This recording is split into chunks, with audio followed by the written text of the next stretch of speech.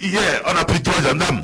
Mais si nous, on n'était pas sur les lieux, demander à votre confrère Pedro et Amouzou, que je salue au passage. Mais il a été hier d'une diplomatie mais fantastique. Parce que les enfants voulaient en découdre avec nous. Pas question. Pas question. Pas question. Vous comprenez? Bon, le 12, quand, après la marche du 12, Humbo nous a invités. Ça c'est vrai, Humbo nous a invités. Mais on ne pouvait pas avoir des morts, des blessés, et aller nous asseoir, plus les enfants qui sont en prison, tout notre matériel saisi, ça ne fait pas sérieux de notre part. Nous sommes prêts à discuter, mais c'est des hommes qui nous ont poussés, hein, ce sont des hommes qui nous ont poussés à radicaliser notre position.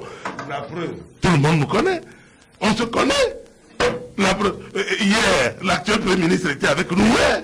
Et il était aussi dans la population en train de crier, en train de scander liberté au Togo, nous voulons la paix, nous voulons qu'on respecte les droits de l'homme. Au Togo, il a été lui-même membre de la CNDS, il sait ce que c'est. Si aujourd'hui, parce qu'on a accédé à quelque chose, on oublie, c'est pas normal.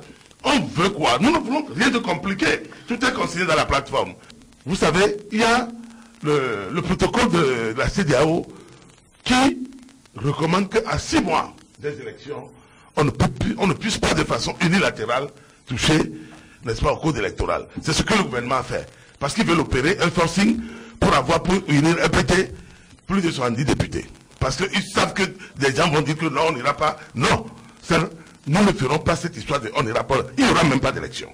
De deux, nous voulons que les droits, la justice, soit respectée pour tous les Togolais. Vous comprenez?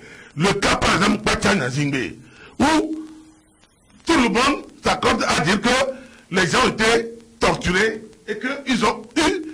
Donc la gendarmerie non, pas la gendarmerie, parce que c'est quand on les a fatigués à ANR, tout le monde criait gendarmerie, quand on les a envoyés à la gendarmerie nationale. Mais les aveux ont été obtenus sous la torture.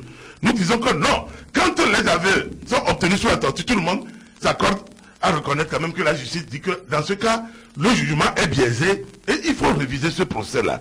Je crois que là encore, le gouvernement a raté une occasion de se faire, de montrer qu'il est de bonne foi.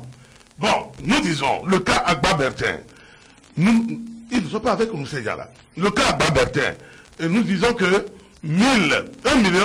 150 000 francs, c'est 150 millions de cautionnement demandés par la Cour suprême, la Chambre judiciaire de la Cour suprême.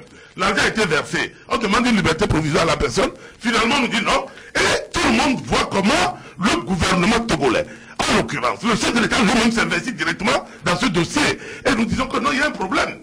Ou bien on nous dit que c'est un dossier politique. Et tout le monde s'en tient à cela.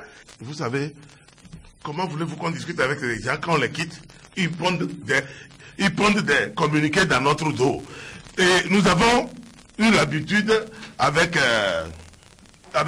le président gouvernement, même avec Humbo. Quand nous nous rencontrons, il y a un communiqué conjoint qui est signé. Vous comprenez?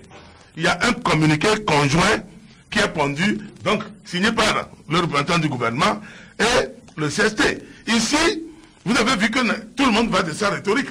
Le gouvernement pense ce qu'il veut prendre, mais nous, il faut répliquer pour restituer la vérité. Nous prenons à témoin les diplomates. Vous pensez que c'est nous, au CST, on n'était pas des gens corrects. Mais je ne pense pas qu'on devait avoir hier le soutien du gouvernement français. La situation, le gouvernement l'a laissé pourrir.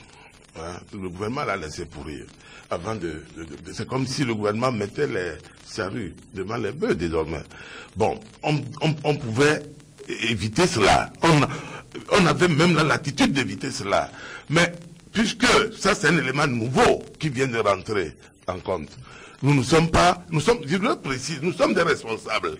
Nous allons en plénière et voir concrètement ce qu'il faut faire. Puisque nous avons pris des diplomates à témoins. Ils sont témoins. Quelqu'un a dit ici que peut-être que il y a des transactions qui se passent ailleurs que nous ne pouvons pas savoir. Moi, je ne suis pas magicien pour le savoir. Peut-être qu'il y aura du nouveau. Je crois même que les journalistes sont convoqués pour une conférence de presse après la première à 15h00 au siège du CACIT. Comme ça, vous saurez quelle va être désormais la position définitive du CST. Je voulais juste dire en un mot que nous ne sommes pas des ventes en guerre. Non, pas du tout. Il ne faut pas voir la chose comme ça. Nous avons fait suffisamment. Vous avez vu, j'ai des blessures partout. Nous avons fait suffisamment de concessions. Ça ne fait pas bien les images qui circulent en boucle sur Internet. C'est pas une bonne chose pour notre pays. Je dis, ça fait 45 ans que ce régime est là.